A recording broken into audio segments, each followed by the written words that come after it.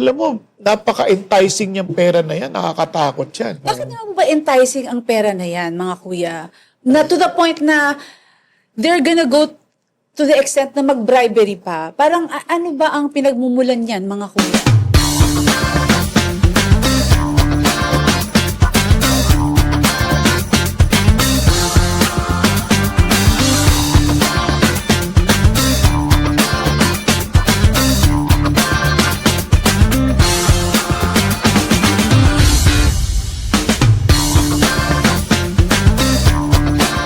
Hello! Kamusta ho? At welcome ulit sa ating Payong Kapatid. Ayan, magandang araw po at pinagpalang araw sa bawat isa. At inihiling ko po sa Panginoon Diyos, kaming 10 na aking mga kasama, na kayo po'y laging pagpalain ng ating Panginoon Diyos. Naku, meron naman tayong mga interesting na mga katanungan at mga sasagutin na minsan yung tanong ay nakakaroon po ng mas malawak pang mga usapin dahil ito po'y naging makatotohanan sa ating mga pinagdadaanan sa buhay. Ayan po. At ito, Oscar, simulan natin ulit. Gusto ko po yung outfit natin ngayon, mga kuya. Mga kapatid. Opo, parang si... Parang gusto ko na sumunod eh. Parang dila eh. Parang si kuya mo, parang bagong halal lang. Kasi alam mo naman, mga pag-uusapan din natin related din sa pagmamahal sa bayan. O yun, gusto ko yan. Bayan kung tanging ikaw. Ano ba, sasagutin na huli mo ba kasi? Pero kakaiba itong aking damit. No? Ganda ko, ang ganda ko. Ang ganda, pinagtatawanan niyo ako. Gusto ko alamin kung saan mo binili yan. Hindi, binigay lang po eh. Susunugin ko ito. Galing sa US. Galing mo sa US yan? US. Galing naman. Alam eh. Ewan ko kung totoo yan. Kung made in USA o made in USA. So, kidding aside mga kuya, total na pag-usapan natin ng ating bayan. Di ba ho? Eh, meron mo nagtanong sa NGL eh. Eh, sa tingin ko po yung tanong niya, eh, pag nabigyan niyo ho ng payo, marami ho makaka-relate.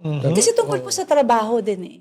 Trabaho. Pero, it's more than that. It's complicated. So mga kuya, are you ready? Sige po. O, mga Tingnan kapatid. natin kung ano makagawa natin. Opo, dahil special po kayo sa amin at talagang masayang-masaya na nagbibigay ng mga payo. Ito na po, ang ating katanungan from NGL. Hi po! Ask ko lang kung paano ko po sasabihin sa mga boss ko na hindi tama yung pinapagawa nila sa akin na maghingi ng settlement amount / under the table. Para sa assessment ng isang ahensya o opisina. Ayan po. Sana po, matulungan niyo po ako at makahingi po ako ng advice. Alam po nila na Christian ako. Thanks po. Yan. Alam mo, napakahirap niyan. Hindi yan ganyang kadali. Napakalawak kasi rin ng sakop niyan. Lalo na sa panahon natin ngayon na parang naging sistema na yung lagayan, yung mga usaping pang ilalim ng lamesa. Ganun yung mga ganun, oo. So, Kuya Erwin, paano mga ating gagawin? Una sinabi sa tanong na alam ng mga boss ko na ako'y Christian. Di ba? Ano eh. Ang tanong niya, paano ko sasabihin sa mga boss ko na alam nila na Christian ako? Eh, kung alam nila na Christian ka, sabihin mo, bawal sa akin pananampalataya to. Sabihin mo na maayos. Either maintindihan ka nila o magagalit sila sa'yo o ilalagay kila sa freezer. Pero... Sa freezer? Ang lamig ho doon. Para kang kinadinedelata. Oo. Ganun ho yun? So, yun. Isa yan sa pwedeng maging reaction nila. On the other hand, pwede naman sabihin nila sa sarili nila, matapang tong babae. Ito, may paninindigan to. Ito mong ideal employee namin. So, pwedeng maglalaban yung kanilang positive view sa iyo sa negative opinion. But, hahayaan ka lang nila. Ibig sabihin, kung alam nila na tatanggi ka sa mga inuutos nila, next time around, hindi ka na nila isasama sa mga... Ganun ho ba yun? Okay. Alam niyo, totoo rin yan, Kuya Erwin. Pero alam niyo, napakalawak kasi niyan. Kailangan ihiwalay natin yung mga issues, no? Ihiwalay natin yung issue ng mali bang maglagay?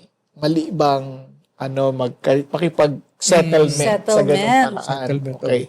Tapos pangalawa, meron yung, paano ka ba makitungo sa leader mo o sa mga employers mo or someone of your superior na, kumbaga, inuutusan ka to do something na against your principle. Yes. Against your, kasi gawin natin generic muna, against your principle. Paano mo yan sasabihin? Kasi katulad ng tanong niya, tulungan niyo ako paano magsabi. Di ba? Lalo na, Christian pa siya. Oho. Di ba? Kasi may mga tao tumatayo sa prinsipyo, hindi necessarily Christian. No? So, yung dalawang anggulo na yon, doon natin bigyan ng magkaibang pansin, magkaibang idea. So, simulan natin muna doon sa idea na paano yung pinagagawa sa isang bagay na hindi ayon sa prinsipyo mo. Oo. Lalo na Christian ka pa. Ayun nga. Di ba? Yun kasi, ang hirap talaga naman, para makokompromiso yung pananampalataya mo. Unang-una, whether they know that you're a Christian or not, is beside the point. Ang ibig sabihin, kahit hindi nila alam na hindi ka, na Christian ka, tatayo ka pa rin sa katotohanan because Christianity is something to do with your relationship with God, not only with man. Okay? Kasi mahirap kasi alam pa naman nila Christian ako. Granting na hindi nila alam, you still have to stand on what is right. Tama? So ngayon, ano yung right? Di ba? Kasi, di ba right din na mag-submit sa leader? Ayun na nga, O, paano kung yung inuutos hindi tama? Di ba? Kuya Enrique, what do you think? Ang galit ang Erwin. Hindi tama na, hindi mo susunod. Biglang ganun eh. Kasi yun nasabi ko obey authority, sabi sa Romans 13 eh. Oo. Yun ang sinusunod natin except when the authority tells you to do something wrong. Kasi yun, ang issue na doon yung relasyon mo sa Diyos. Yes. Pero may tanong po mga kuya. Kasalanan po ba yun? Ako lang naman na pag-utusan mag-settle. Hindi naman ako yung maglalabas ng pera na kumbaga ako lang magdi-deliver. Parang ganun. Ako lang makikipag-usap. Kasalanan ba yun sa Diyos? Sumunod lang naman ako sa boss ko. Trabaho lang. Trabaho. Ganon. Hindi. Well, it's not just a sin issue eh. Crime ito eh. It's against the It's law a crime. Gusto mo ba mag-accomplish to the crime? Yun ang accomplice matindi. ka, oo. Accomplice to the crime. Di ba? Now, siguro, ang pinaka-crucial talaga dito, alam naman ninyo pare-parehas ano yung mali. Ang tanong na lang, paano mo to sasabihin at paano mo to iiwasan? Maganda Okay? po. Minsan ang problema ng mga Christians, they would always say, mali po ito, hindi ko po ito kayang gawin. Pero ano ang alternative solution mo na pwedeng gawin na tama? Maganda. O, di ba dapat pinag-iisipan mo rin yun Yes. Pinag-pray mo rin sa Panginoon Diyos. Lord, ano ba yung tamang suggestion, alternative suggestion Yes. na pwedeng gawin na tama naman, na hindi rin masisira at magiging kompromiso doon sa kumpanya. Kasi ganito yan, tayo as Christians, we must first be a blessing to the company. So at least we have something to contribute, di ba? So let's think of ways na na paraan. Kasi bakit ka ba napag-utusan? No, kung nga sa settlement, sabihin natin Sabihin natin, hindi ko sigurado kung ano to. Sabihin natin something to do with BIR, for example. Hindi ka uutusan to do settlement with that agency just in case mayroong mga tiwali, just in case may mga tiwali sa mga nag-a-assess or examiners. Hindi ko masasabing meron talaga, pero just in case meron. Okay. Normally, ang inutusan diyan, accountant. Ganun. Siyempre, ikaw yung magre-represent, ikaw yung accountant, ikaw yung Then, dapat, as an accountant, sa simula't-simula pa lang, inayos mo na yung sistema para wala ng lokohan, wala ng double book o double presentation, isa na lang.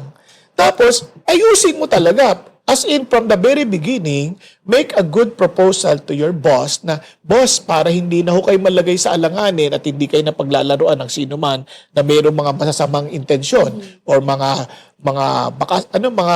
sariling di ba, mga adikain. Ito po ang suggestion ko. One is, ayusin na natin yung records natin so that when they come, open book tayo. Wala tayong takot. And I will make sure as an accountant to make it nice, to make it better, to make it really honest na hindi naman po tayo magko-compromise. Diba? So may better alternative ka. Ang hirap naman nung wala ka alternative, na nagmumukha kang condemning. Oh, yes. Di ba? So, yun na isang sa mga possible suggestions ko lang, ha?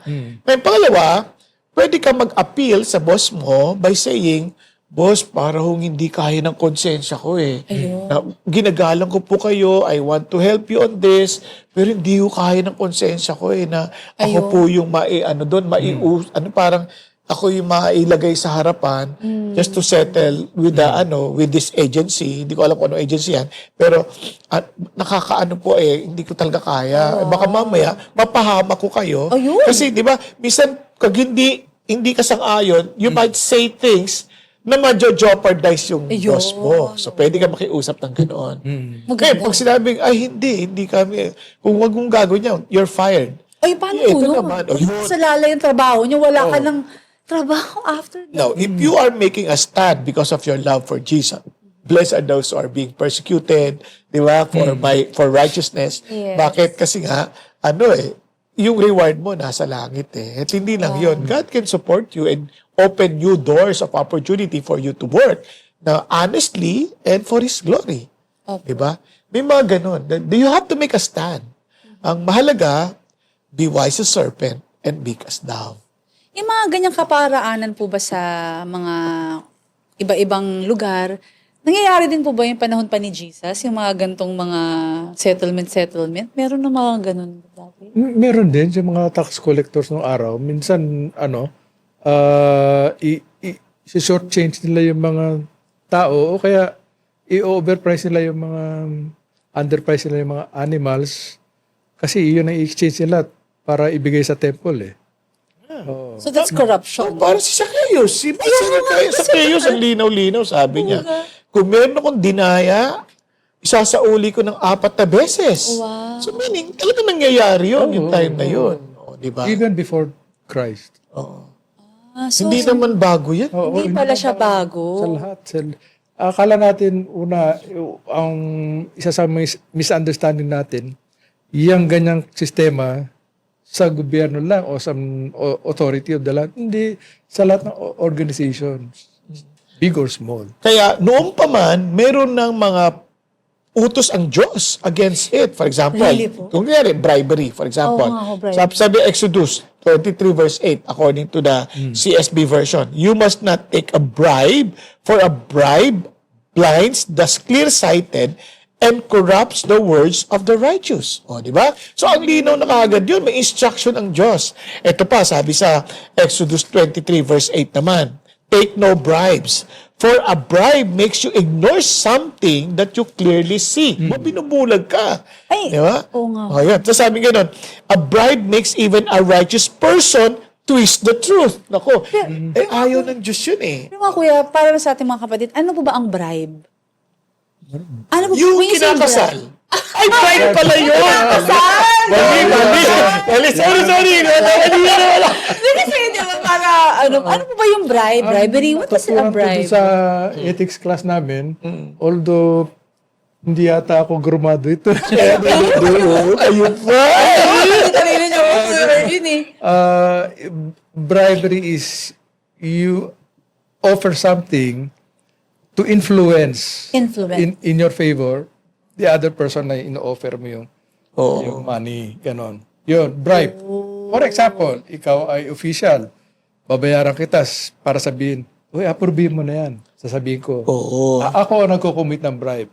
Ikaw, hindi bribery yung Yung, kumbaga yung kinukuha based on na our ng... law. Oh. Kunwari, ako po yung... Kunwari, meron akong business. Oh. I-apply ko yung business ko. Tapos, para ma-apply ko yung business ko, kailangan maglagay ako. Bilis. Oh, Yung Nagkakasala bribery. ho ba ako pag bribery nagbigay yun. ako? Oo, bribery. Kasi, Ako na nga po yung biktima eh. hindi, pinilit ka. Pinilit. Pinilit Kung ako biktima eh. ka, kung pinilit kang Oh. hindi ba approve yung paper mo, Ayun nga. tapos hinihingan ka, Oo. ikaw ang biktima. Pero kung ikaw yung yung parang binigay mo talaga yung para maayos mo yung para gumaan yung buhay mo. Opo. Kasi nagsisimula yan, alam mo, sa totoo lang, akala lang natin malinis tayo. Minsan, magbibigay ka ng tip. Para, Gusto mo ba magbigay ng naging tip sa nakilala waiter, ka na ganun? nakilala ka na, ikaw na yung papaboran lagi sa decision nila. Di ba? So, hindi na ba- Ayan yung nagtitip, unahin natin. So, minsan, doon nagsisimula yun. Sa una, parang innocenting pagbibigay lang ng tip out of your concern sa tao.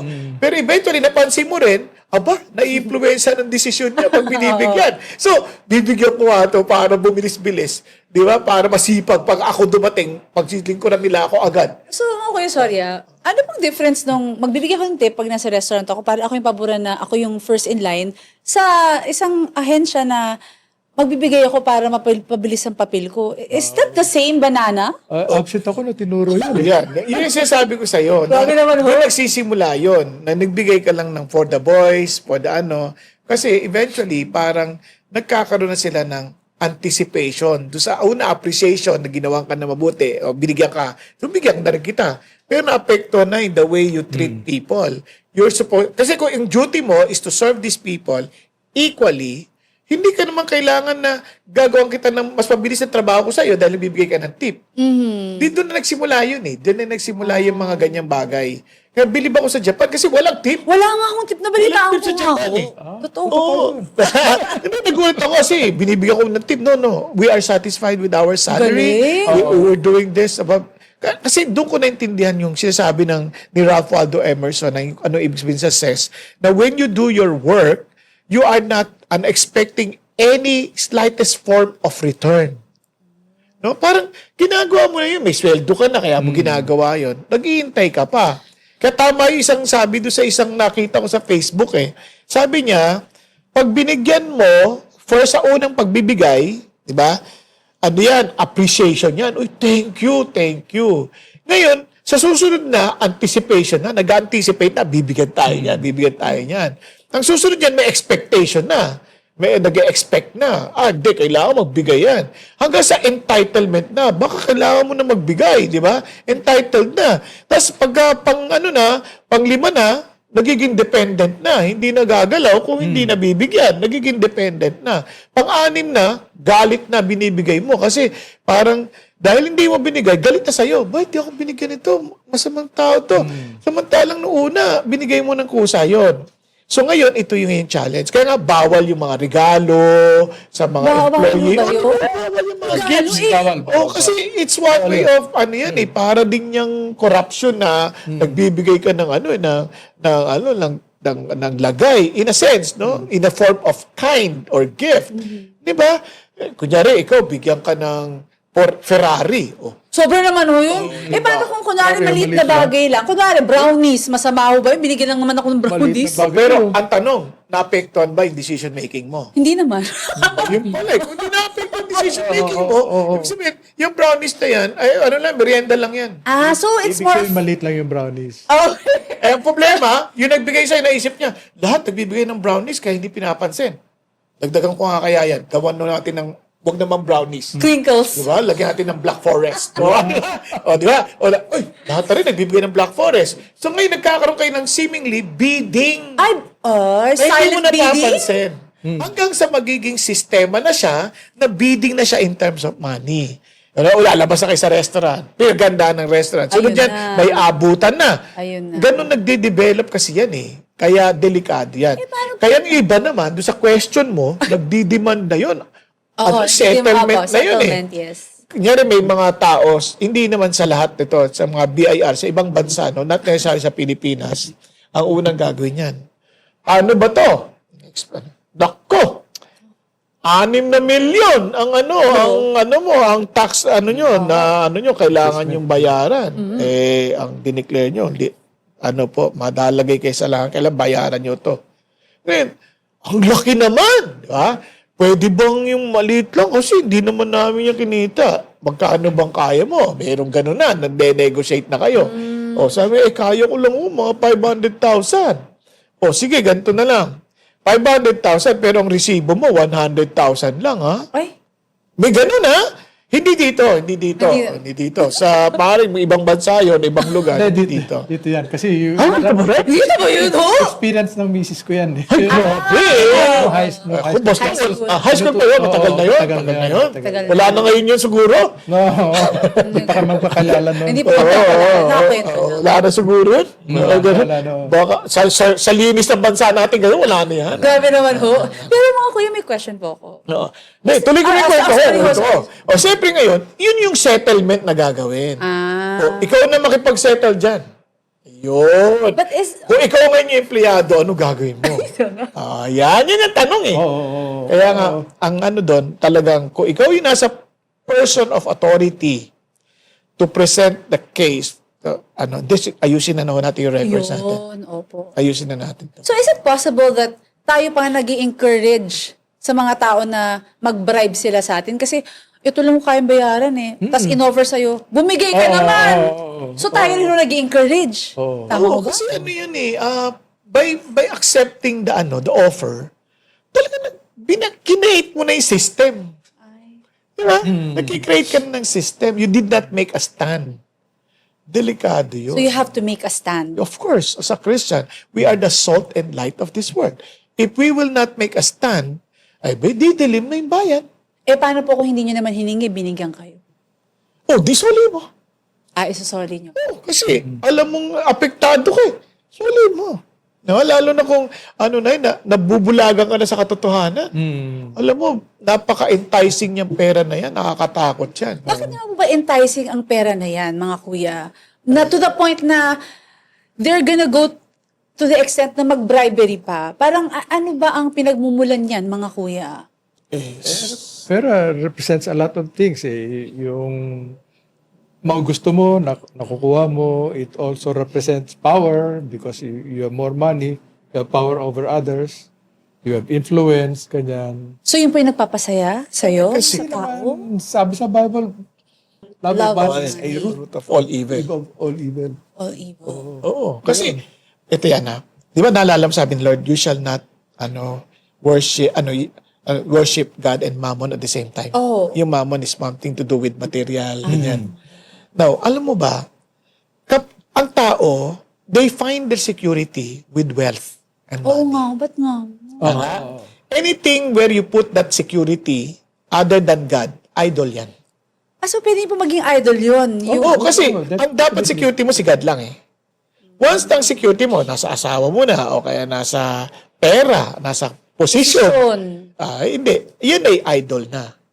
Now, you're putting something else na dapat si God lang ang nandun doon. Di ba? So ngayon, ang tao, tayo nagtatrabaho. Bakit? Para kamitan pera. Oo nga. Eh kung magkakaroon ka ng pera na wala ka masyadong pinagpaguran, eh saya nun. Di ba? Parang, wow! Di ba? So, totoo lang, bakit natatanggi? Kaya very enticing ang pera. Very enticing, di ba? Tama yun, masaya yun. Tingnan mo yung mga nananalo ng sweepstake lottery ticket. Pinanood ko yan sa TV, marami dun mga, ang title ng video na yun, The Biggest Losers. Biggest loser, pero nanalo ho ng limpak-limpak na sa Ay, labi. madali mawala yun. Maling mawala. So, baka mawala tayo. Napunta tayo sa sugal. Pero totoo rin yan kasi related yun. No? Pero sa totoo lang, yan po isang bagay na babantayan natin. Kaya, kunyari, pwede ka matanggal kasi sa trabaho eh. Kapag tumayo ka sa katotohanan. At hindi lang yung mga kuya. Talagang they will make sure na your life is not really gonna be nice in the company. Dahil talagang tutuyain ka talaga. Ayan naman si That's right. pa-righteous yan.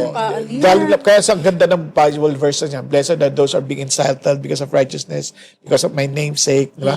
Ngayon, ito yung challenge. Kung ang security mo kay God at wala sa job, then the Lord will open more opportunities for you.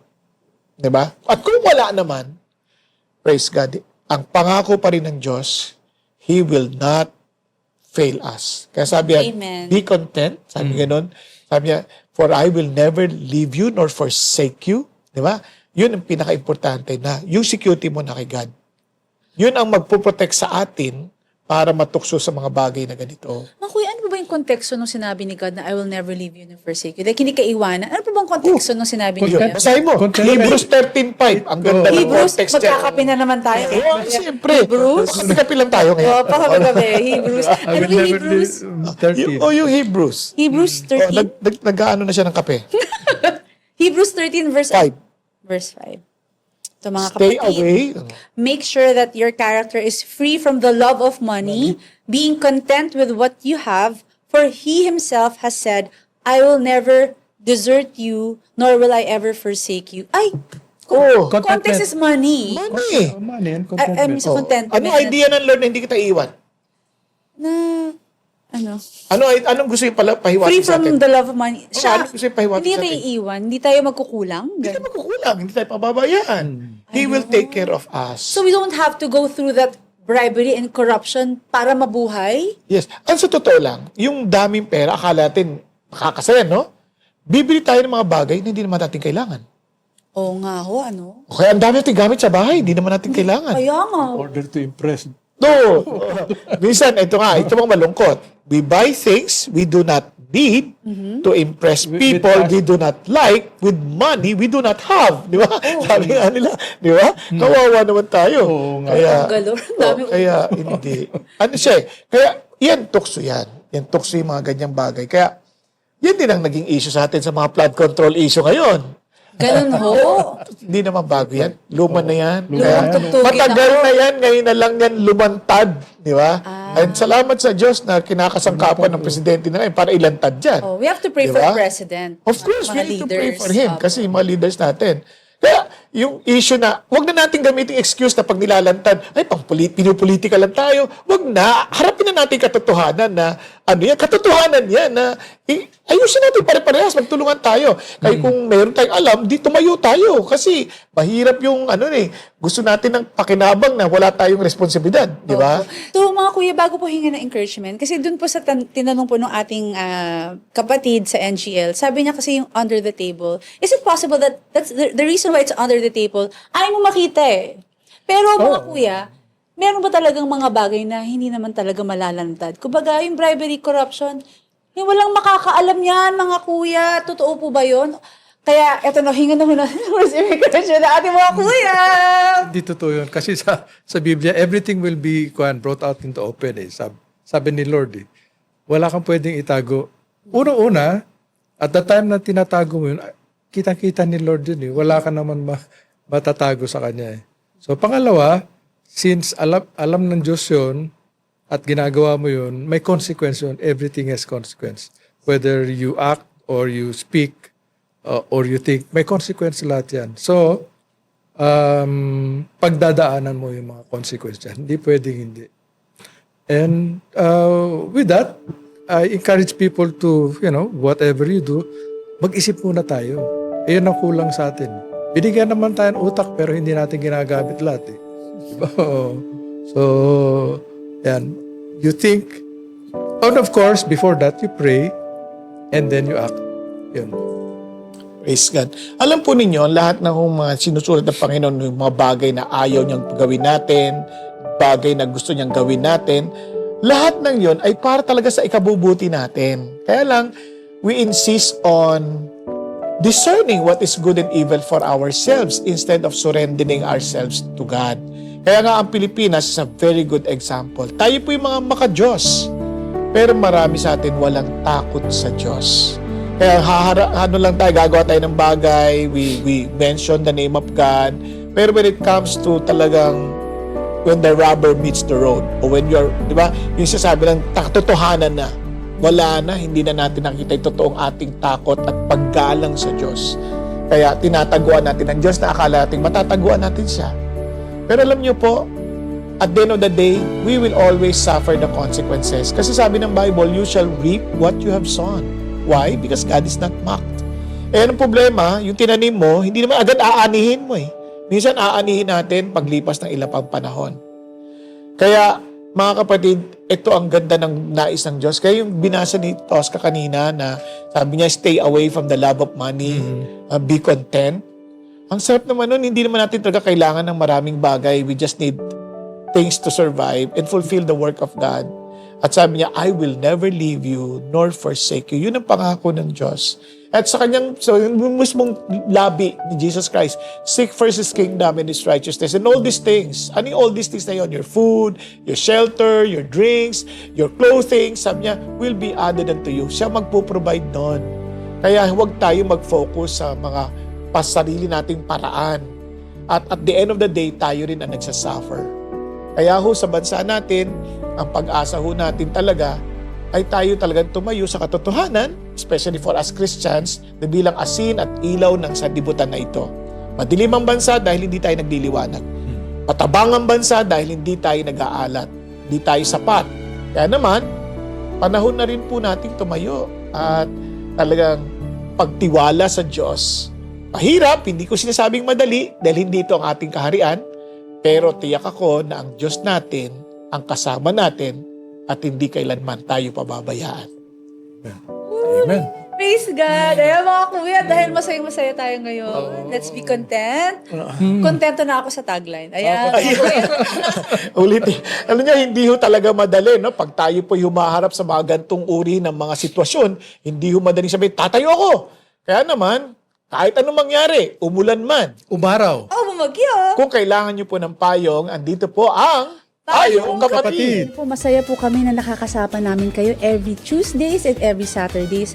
And syempre mga kapatid, ang tanong ko po naka-follow na po ba kayo sa ating mga social media pages? Meron po tayo sa Facebook, Payong Kapatid Official Page. At syempre meron din po tayo sa YouTube at Payong Kapatid PH. At mga kapatid, sa mga mahilig mag-Spotify, meron po tayong Payong Kapatid Podcast. Naka-follow na po ba kayo? Please follow. And mga kapatid, bagong-bago, meron po tayong bagong social media page, which is NGL. Ano po yung NGL? Ito po ay pwede po kayong magtanong at anonymous. Hindi po namin malalaman kung sino po ang nagtatanong, pero mga kapatid, ito po ay bagong-bago para ma-welcome po natin, marinig po natin ang inyong mga questions kung medyo mahihain tayo.